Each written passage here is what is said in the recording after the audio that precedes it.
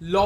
भैया अभी तक नहीं समझ आ रहा इस सब्जेक्ट को करूं कैसे, होगा कैसे, क्योंकि भैया नोट्स और वो इतने वास्ट लगते हैं और इतनी बार पढ़ लूं तब भी याद नहीं होता। और कौन से वैसे कीवर्ड्स है भाई जो भैया ऐसे ही देखने वाला है और कहता है इनको लिखो ताकि मेरे को नंबर मिले। तो हाँ जी मेरी भटकते आत्माओं, क्या हाल है? मेरा नाम है वंश एंड वेलकम बैक टू वंश के विचार। लेके आ गया हूं तुम्हारे लिए सीए फाउंडेशन के फर्रे नोट्स। भैया पहले मैंने सीए इंटर लॉ में ये फर्रे नोट्स दिए थे जिसमें मैंने मिनिमम से मिनिमम मतलब तुम्हारी फैकल्टी से भी कम पेजेस में और बिल्कुल कीवर्ड्स जो इंपॉर्टेंट टॉपिक्स तुम्हें पेपर में देख के जाने, बिल्कुल अगर पेपर से एक दिन पहले किसी को पढ़ के जाना और कौन से कीवर्ड्स हैं जो आईसीआई मांगता है उनको बनाकर ये नोट्स बनाए हैं। सिमिलरली मैं तुम्हारे सीए फाउंडेशन के लिए भी ये फर्रे लाया हूं। नेगोशिएबल इंस्ट्रूमेंट 4 पेज में, पार्टनरशिप 9 पेज में, कंपनीज एक्ट पूरा 7 पेज में, सोगा पूरा 10 पेज में। और भैया रीडेबल फॉर्म में कोई चार्ट्स नहीं बनाए हैं, नॉर्मल जो रीडेबल फॉर्म में होती है जिसमें सिर्फ इंपॉर्टेंट प्रोविजन और इंपॉर्टेंट चीज लिखी है कि इनको पढ़ के चल जाओगे तब भी काम चल जाएगा। और ये नोट्स की इसलिए नहीं है कि भैया तुम सब कुछ छोड़ के सिर्फ इनको पढ़ने लग जाओ बाकी सब भूलो। ये इसलिए है ताकि तुम कम से कम टाइम में इनको रिवाइज कर सको और बेटर अंडरस्टैंडिंग ले सको। इंडियन कॉन्ट्रैक्ट एक्ट के यूनिट 3, 7, 8 और 9 के भी नोट्स ऐड होने वाले हैं। बाकी यूनिट्स के नहीं दे रहा,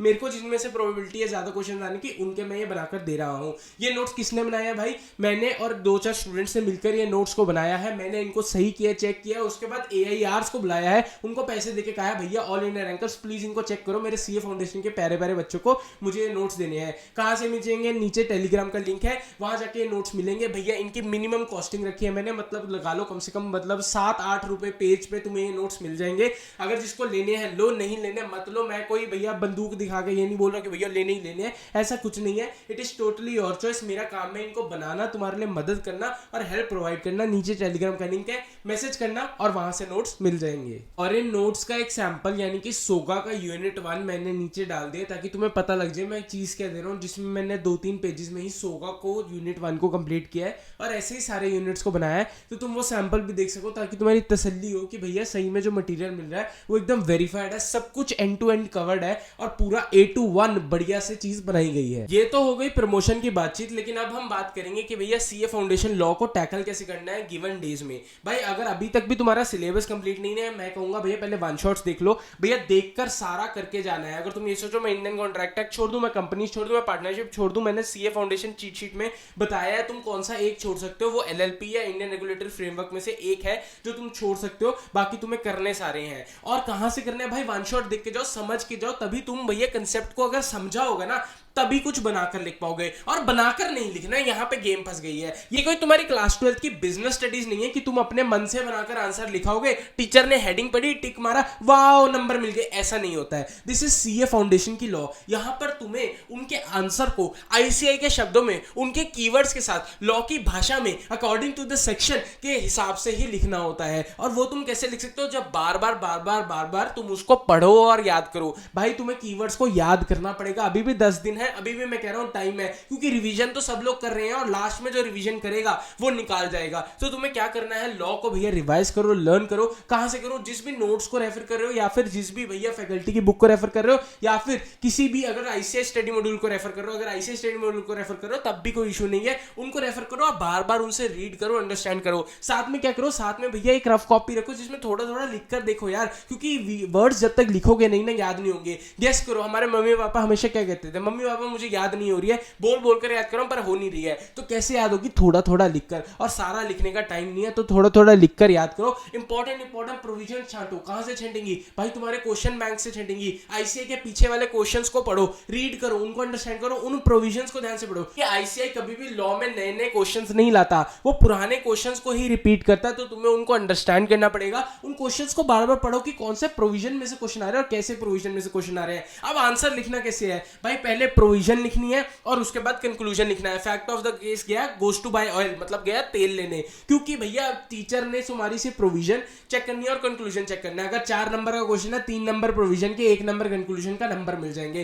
कंक्लूजन सिंपल 1 या 2 लाइन का, उससे ज्यादा लंबा नहीं लिखना है। और प्रोविजन आईसीआई के शब्दों में लिखनी है कि अगर सेक्शन नंबर सपोज कोई पूछा है तो तुम उस सेक्शन के बारे में सारा कुछ लिख के आओगे। अगर कैविएट एम्पटर पूछा है और एक पॉइंट उस क्वेश्चन में बताया तो तुम बाकी सारे पॉइंट्स को एक्सप्लेन करके आओगे और उस क्वेश्चन को भी लिंक करके आओगे कि वो वाली एक्सप्लेनेशन क्या है, क्योंकि उसने तेरी प्रोविजन चेक करनी है। तो ये चीज इंपॉर्टेंट कर। और दूसरी, अगर खुद के बनाए हुए शब्द लिख के आएगा ना, लॉ में खुद के बनाए हुए नंबर चलते हैं। इंटर की ऑडिट होती है जहां पे भैया बिल्कुल भी अपना बनाया हुआ नहीं चलता, तुम्हें सेम कंटेस्ट उनकी भाषा का ही लिख के आना पड़ता है। बट लॉ में ऐसा नहीं है। लॉ में क्या जरूरी है, कीवर्ड जरूरी है। तुम्हें जो मेन लाइन है, पहली लाइन है, और जो दूसरी तीसरी लाइन है, उनमें कीवर्ड्स अगर तुम्हारे मेन होंगे ना, सेंटेंसेस के बीच में लिखने हैं। यहां पे तुम्हारा गेम ये नहीं है कि मैंने हेडिंग दे दी और अंदर का कुछ भी लिख दूं। यहां पर गेम ये है, हेडिंग तो उनके हिसाब से लिख दी, अंदर दो चार वर्ड्स उनके हिसाब से घुसा दिए लॉ के, जिससे उनको लगे हाँ ये हमारा बच्चा है। मीन्स क्या है, वांट्स क्या है, जो भी मतलब वर्ड्स आते हैं ना तुम्हारे प्रोविजन में, बार बार रीड करके उनको लिखना है। क्योंकि जो वहां पेपर चेकर होगा ना, मैं तेरे को साफ बता रहा हूं, जो वहां पेपर चेकर होगा उसके पास होगा तेरा सजेस्टेड आंसर जो छपा होता है, जो प्रोविजन छपी होती है, और वो पढ़ेगा और तेरा आंसर पढ़ेगा और देखेगा कि क्या ये दोनों सेम है। वो इंग्लिश तेरी पढ़ने नहीं बैठेगा कि क्या लिखे इस आदमी में, जरा लॉ को समझता हूं। उसे लॉ समझाना नहीं है, उसे लॉ बताना है कि भाई ये लिखा हुआ है, हमने तो ये सोच के ये कंक्लूजन दे दिया। बस ये वाली सोच लेके तुम्हें लॉ को करना। और लॉ याद नहीं होगी, नहीं होगी, नहीं हो रही है, नहीं हो रही है, नहीं होगी, किसी से भी नहीं होती, मेरे से भी नहीं होती। नहीं, मैं खुद लॉ से डरता हूं। लॉ को करने का एक ही मात्र तरीका है भाई, किताब उठा, बार बार बार बार बार बार कर। पेपर से पहुंचने तक, पेपर में घुसने तक तेरे पास मौका है, तू कर सकता है, तो लॉ को कर। वही एक चीज है जो तुझे लॉ कराएगी। और बार बार खुद को उठाकर करनी पड़ेगी। भूल रही है कोई बात नहीं, दोबारा करेंगे। भूल रही है कोई बात नहीं, दोबारा करेंगे। 2 बार रिवाइज कर ले, कोई ना तीसरी रिवीजन करेंगे, बट करना पड़ेगा। तू किसी भी फैकल्टी की वीडियो खोल ले, कोई भी नोट्स रेफर कर ले, कुछ भी कर ले, जब तक तू 3-4 बार लॉ को रिवाइज नहीं करेगा, लॉ नहीं होने वाली। यहां मैं अपना केस रेस्ट करता हूं, अपनी सांस वापस लेता हूं और तुम्हें यही सच्चाई बताने आया था।